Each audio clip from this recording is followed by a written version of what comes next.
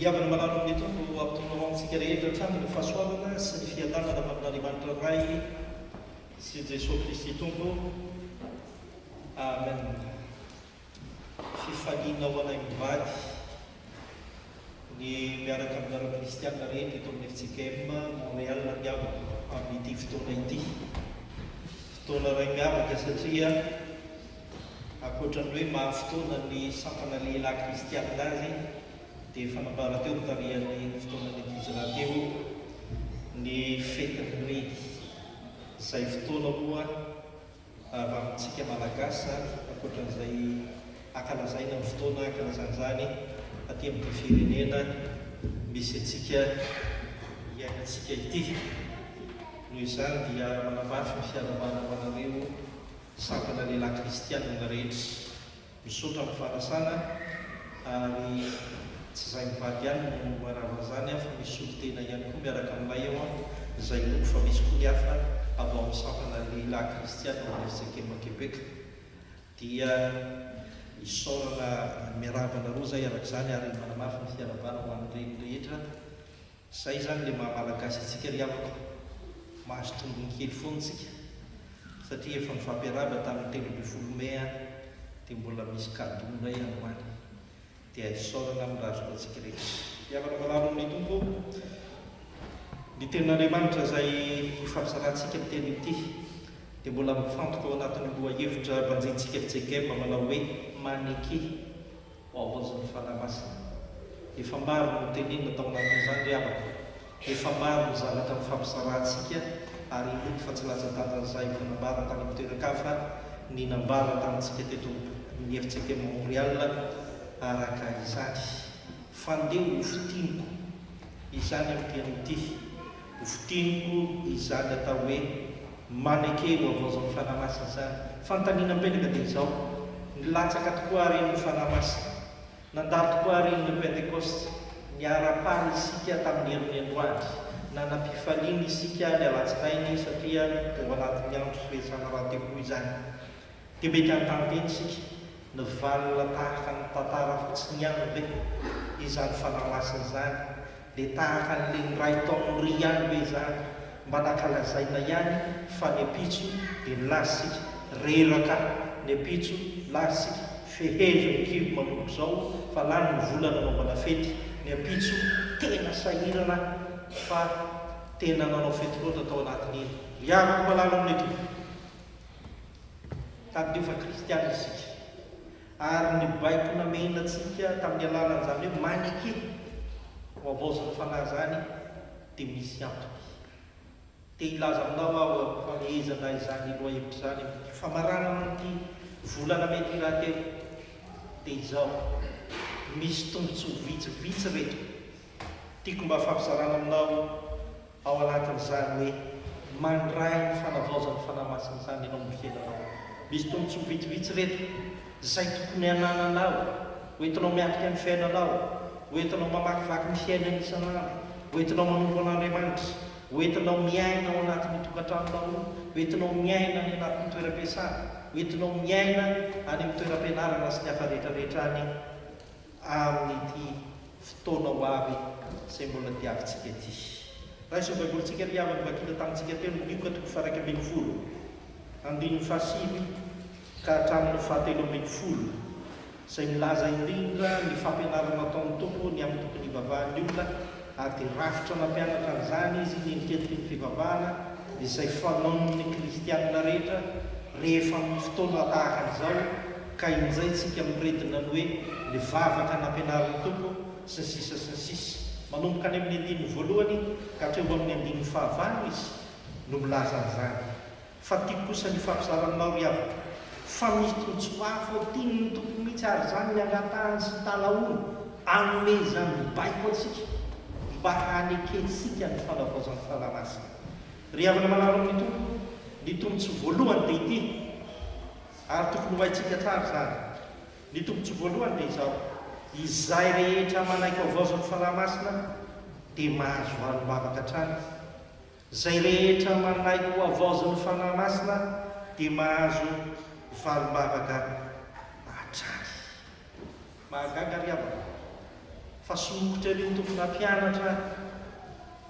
ny mpanaradi azo maro dia maro tokoa tamin'izany fotoan'izany ka nampianatra azy amin'ny fomba fivavaka. Izany hoe tsy navelan'ny tompo hozary fomba fanao fotsiny ihany, tsy navelan'ny tompo hozary fomba fanterahana fotsiny ihany ny fanarady azy, fa tena nampianarany tsara mihitsy ny fomba fivavaka ny mpianany, ary hatramin'izao azy dia miaina ao anatin'izany fomba fivavahana izany rehetrarehetra izany. Ary rehefa vita kosa izany dia hoy ny tompo, dia ilaza ny mpianany manao hoe rehefa vitanareo ary izany ka nampianariko mivavaka ianareo dia mahazo toy mivavaka. Fa rehefa mivavaka ianareo tsy maintsy mahazo fahalavavaka. Ianao ny miavaka ny filatsa ny tompo azy, ary hoy izao aminareo amin'ny andininy fahasivy sy ny fahafolo, magnatà dia homeny ianareo, mitadiava dia hita ianareo,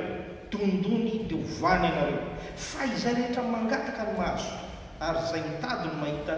ary izay mandondona no voany. Riavana malalo amin'ny tompo, voambolana anankitelo no nampiasain'ny tompo mba hitaomany antsika mba hivavaka, hitaomany mpianatra tamin'ny fotoanandro izay nanatika azy mba hivavaka. Ny voambolana telo dia izao: mangataha, mitadiava, ary dondoby. Raha fitiny izany dia izao: atao izay fomba rehetra, amin'ny fotoana rehetra, amin'ny toerana rehetra mba ahafahanao mivavaka. Hoy ny tompo, fa rehefa mangataka ianareo dia mahazo, ary rehefa mitady ianareo dia mahita, ary rehefa mandondona ianareo dia voany. Dia avy ny malala sika rehefa mivavaka tsy latsa-dalana izany, misy mivavaka fangatahana. Tia hangataka amin'ny tompo sika eo amin'ny fiainantsika, fa misy zavatra mba tadiavintsika, mivavaka ny vahaolana amin'izany. Ary tsy vitan'izay ihany, fa rehefa mba misy zavatra manahirana antsika dia hoy isika kristianina, ary tombolo antsika izany, andeha any mba hitady ny tompo. Aiza renao Jesosy, fa mangetaheta-nao azy sisa. Vavaka ny dikan'izany. Ary ny farany avaka dia izao: rehefa mandondona isika ka tsy diso varavarana fa mandona amin'ny tompo, dia mivavaka avokoa ny dikan'izany. Dia hoy ny tompo, izaho miteny aminareo, fa rehefa mivavaka ianareo, na mangataka, na mandondona, na mitady, dia mahazo varim-bavaka ianareo. Satria izy izay rehetra mangataka ny mahazo, ary izay mitady ny mahita, izay mandondona no vahary. Manome toky tsara ny mpianany eto ny tompo, fa rehefa mahatsiaro mivavaka amin'Andriamanitra ianao dia tadidio fa tsy maintsy mahazo varim-bavaka ho aminy. Ry amina malalo amin'ny tompo, mbola mety efa amintsika izany, mety efa amin'ny lehilahy kristianina izany, ary izany ny antom-pisian'ny sampana tahaka izany hoe mivavaka, tsy mandany andro izany, tsy hoe atokotoko fotsiny ao izany, tsy hoe izay tianao lehilahy kristianina fotsiny dia mba ao, fa dia manalana fiainany hoy isika any Madagasikara any taloha, mba manalanala azy ao hoe sisisa. Tsy izany, fa ny antom-pisian'ilay sampany ireny dia mivavaka ao anatin'izany. Tsarovy ry amiko, fa rehefa mivavaka isika dia tsy misy miveromaina, fa tsy maintsy homeny tompo fa mivavaka hatrany. Naizanaiza misy antsika ry amiko, ny zavatra lalovantsika amin'izao fotoana izao dia mila vavaka. Ianao reny io, mila vavaka ianao, ary ninonina fanomezana nomenany reny tamin'ny diany ity, ninonina zavatra nomenany reny, isaorana ny mpanomezany, isaorana ny rehetra izay nikarakaran'izany. Fa izao aza dinona no mivavaka ho an'ny reny, aza dinona ihany koa reny no mivavaka eo amin'ny androm-piainanao, aza dinona no mivavaka ary ny sampana lehilahy kristiana, ary aza dinona no manana fitiavam-bavaka amin'ny fiainanao, satria tenin'ny tompo mba handray valim-bavaka ianareo ao anatin'izany rehetrarehetra izany. Mampalahelo amin'ny fiainana ry avako ity, misy antsika miezaka mangataka amin'ny Jesosy, saingy izao tsy maharo-pery isika, mora-kivy isika, ary dia mitsara isika, ary indrisy aza indraindray, fa rehefa tsy mahatsiaro mahazo valim-bavaka izay isika dia mandeha mitodika any amin'Andriamanitra hafa. Tsy fanao izany, adino isika ny fiangonana, tsy fanao izany, fa ny tompo efa nilaza antsika, ny apôstôly efa nilaza mivavah ka aza mitsaratra izao mba mivavah mandraka rehefa ianareo ry avany malalo ilaina vavaka ny fiainana na ho atsika ty azy tsy hoe ateam-pitamanomasina dia izay ary izay ny olana ho an'ny ateam-pitamanomasina raiza naiza rehefa tratra ny fiainana ty ka ty tena fiainana rotoroto ka ty izao sarotra ka ty amin'ny 5 ny fanompoam-pivana ny 3 efa fotoana tsy anina naitso zany fa lasa afaka-panahy tandremo zany mety misy nanatsika maro ny mboloatra zany aty ty fatrimoréaly ty tao isan'andro isan'andro mba tsy ary mivavaka sy ny fivavahany efa nitaizana azy tao isan'andro isan'andro mba metraka ny fiainany amin'ny alàna mivavaka fa te hahazo anjara valim-bavaka avy amin'ny tompo ihany koa izy ianao reny tena tsorony zany tsisy adevitra zany fa ny renina taiza dia anisan'ny tena hoe mizaka ny tserany ainy mizaka ny adidy maro amin'ny fiainana isorana ny tompo fa nomeny ny fanahany ianao an'izany kanefa koa ny aposiako anao reny dia ity aza mitsahatra mivavaka mivavao any ankonanao mivavao any vadinao mivavao any zanakao mivavao any ray aman-dreninao mivavao any mpiara-miasa aminao mivavao any mpiray fitona aminao mivavao ho an'ny tenanao fa valiana Andriamanitra ianao ary tsy vitsy ary mbola aina Andriamanitra ny manome valim-bavaka ho antsika satria tsy vitsy ny nahazo valim-bavaka ny amin'ny vehivavy ao amin'izany baiboly zany ho antsika lehilahy kristianina ry avaka satria alady lehilahy kristianina ity aza kivo mivavaka fa tadio faneniky ny fivavahana ny fanatanterantsika ny asa rehetrarehetra fanompona aty am-piangonana ny ao anatin'ny sampana lehilahy kristianina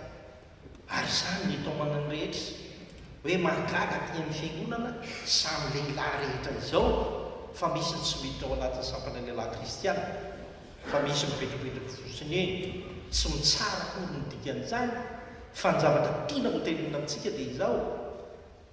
mety manana ny anto tokoa ianao tsy idiranao sy ny hafa rehetrarehetra fa saingy izao endriky ny vavaka sy ny fanomponan'Andriamanitra ny fanaovana asa ty am-piangonana ninninona ndraiky trano na mpitandriny ianao na mpiandry ianao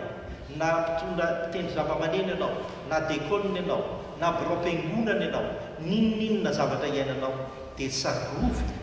dia fantara fa endriky ny fanehoana ny fivavahana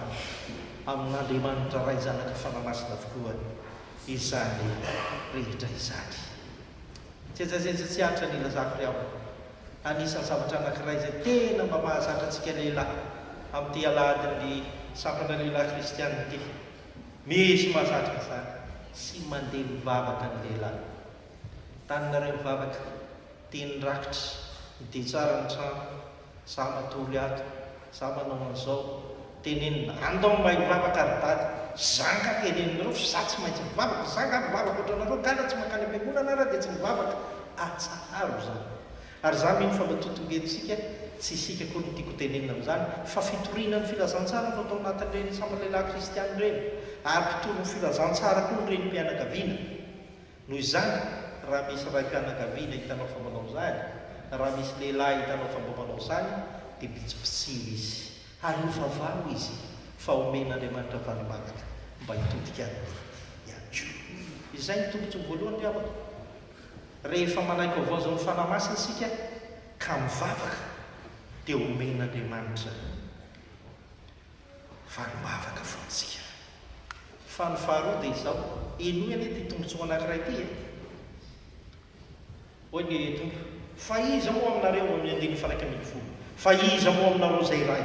raha angatana ny zanany nofo no hanome azo vato ary rangatahany azany rano no hanome azo mena rano misolo ny azan-drano ary rangatahany atodiny hanome azo mainko ko raha anareo na dia ratsy aza malalala nome zava-tsoa ny zanakareo tsy mainky avany fa ny ray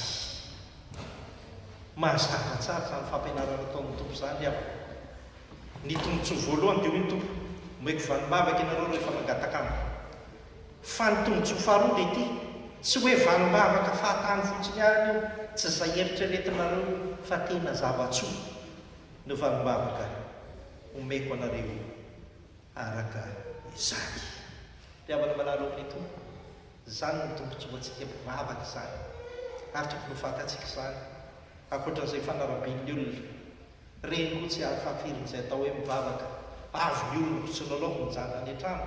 ary fialan-tsasatra tiako tsy nalaoko mba mipetrapetraka atsy ny aroa mitsangatsangana fangazana tsy misy ny toerana azahoana maniteraka izany raha tsy ilaza vatsin'ity firenena izay lalovantsika ity sy ny sisa sy ny sisa fa saingy izao efa nomen'Andriamanitra zavatra ho isika, efa nomen'Andriamanitra valim-bavaka isika, tsy mitsahatra an'io zany valim-bavaka izany fa mandrakizay ary mandrakizay izany rehetrarehetra izany. Tombotsoantsika izany avaka,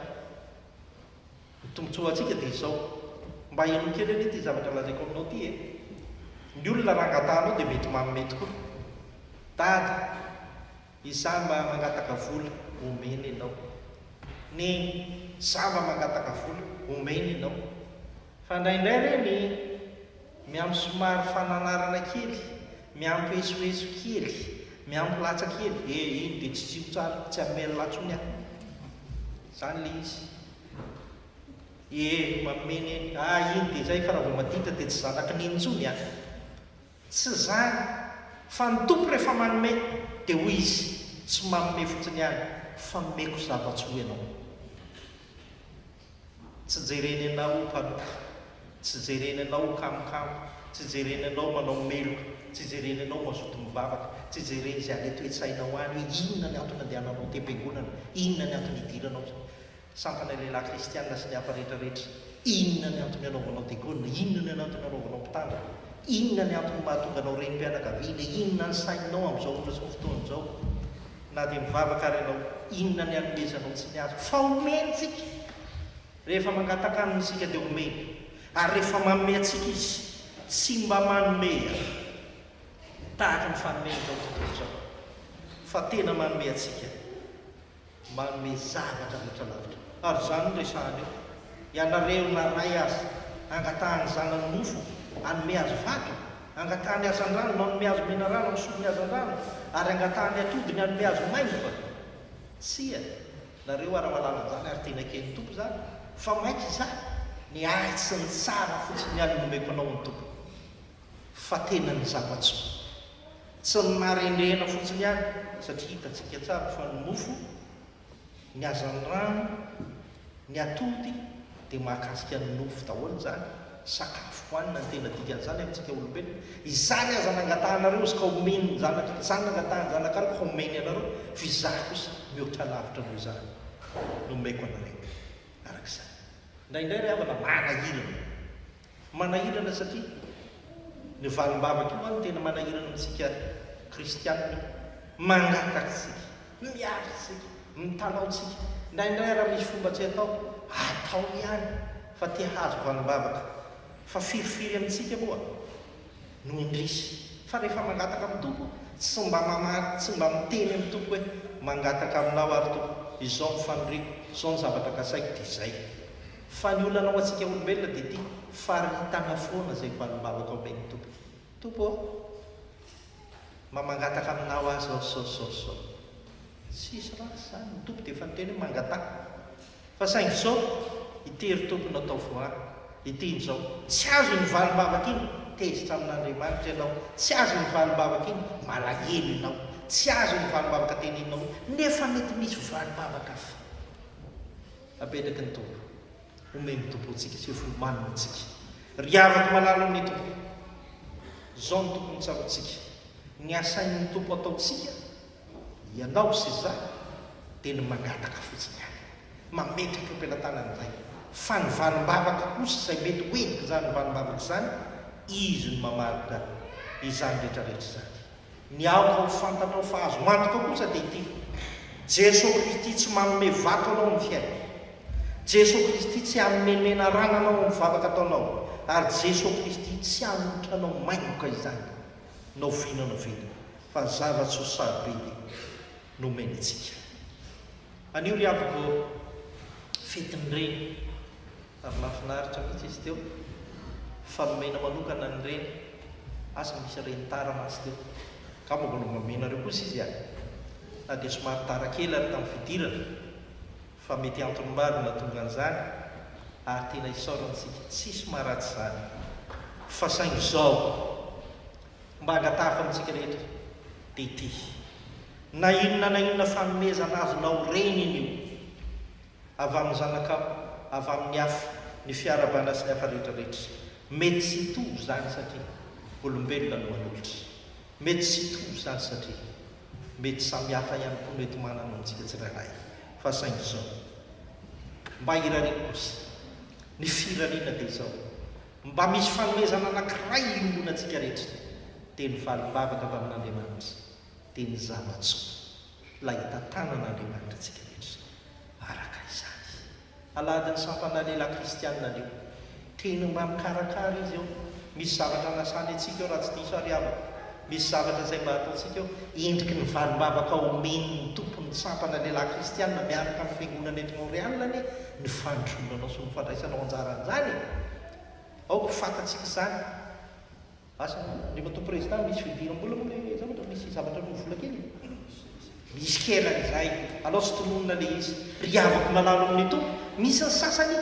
any aminao any eny mety efa ny valimbavaka fa ny tompo mameanao valimbavaka mba azahoanao mamaly ny sampana lehilahy kristianina fa misy ny sasany rehefa manao fitadiavam-bola le ny sampana san'ireny lafy loatra tsy misy an'izany tsy izay tsy manao an'izany ny nareo koa zao io ve dia ahitana tsikera sy ny sisa sy ny sisa ho anareo izay efa mamaly ny antso tadidio f'Andriamanitra ny manome anao sy manolotsainanao amin'ny alalan'ny fanahy masina mba hamalianao ny antso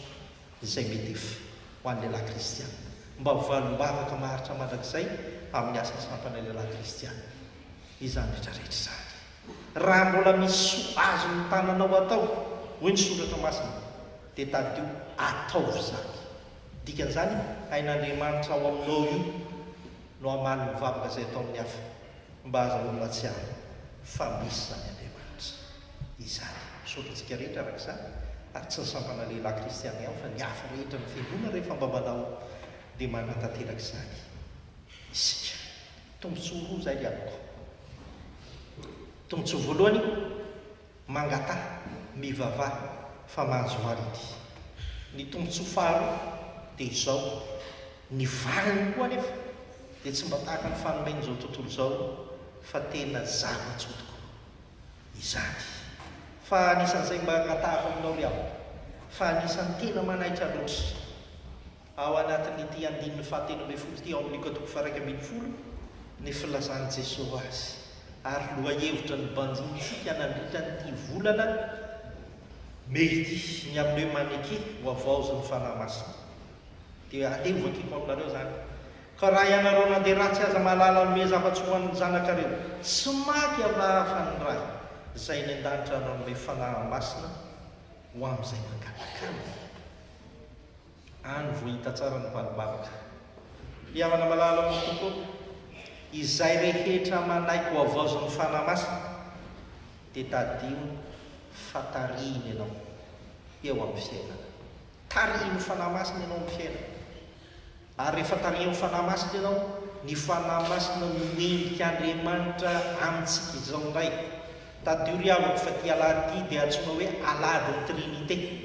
izany hoe amin'ity alady ty no miseho mibaribary ilay endrika Andriamanitra fahatelo tamintsika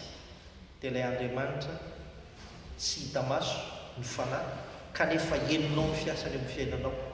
tahaka ny hoe ny rivotra hoy ny tompo manazava azy jereo ny rivotra ozy tsy hitanao maso izy ka rahanao fa misy rivotra ato amin'ity trano ity zao ary rehefa misy rivotra eo henonao ny fiatefany amin'ny fiainanao amin'ny hoditra ao fa mangatsiatsika afaka miaintsika satria manana an'izany rehetrarehetra izany ry havana malala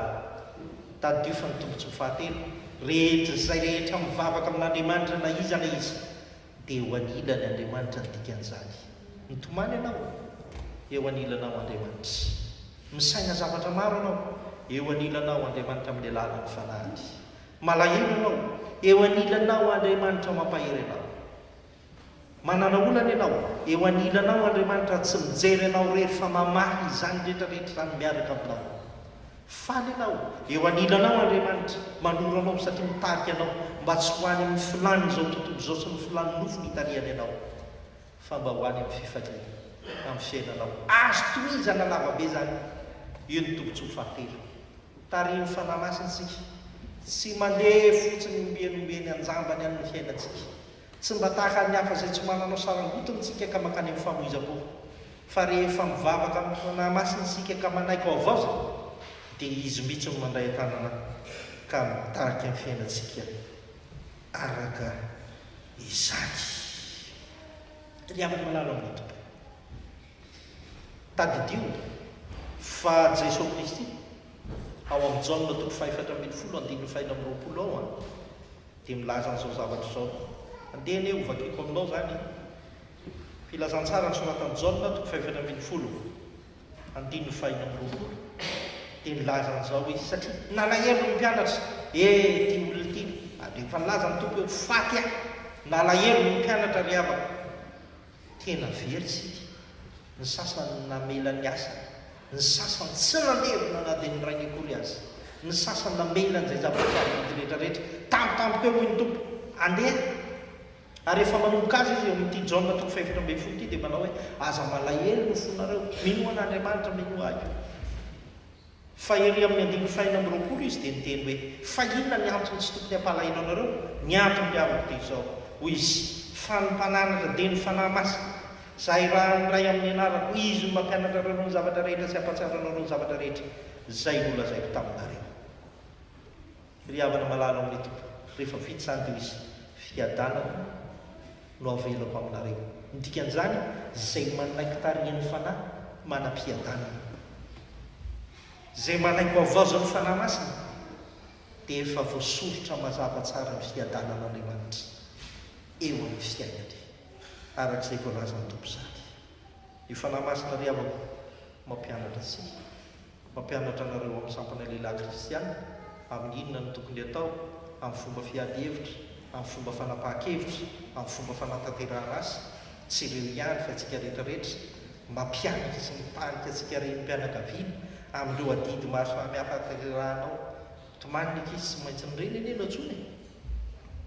Solution farany rehefa mitomany ny ankizy ka mbola minolo izy neny eo mba menolo izazy io, fa tsy isy dada ho antsony eo dada eo menolo izazy io, tsy sen'izany. Dia afaka malalo amin'ito izany ny tsarovo tsara fa endrika ny tombotsoa izay omeny ny tompontsika.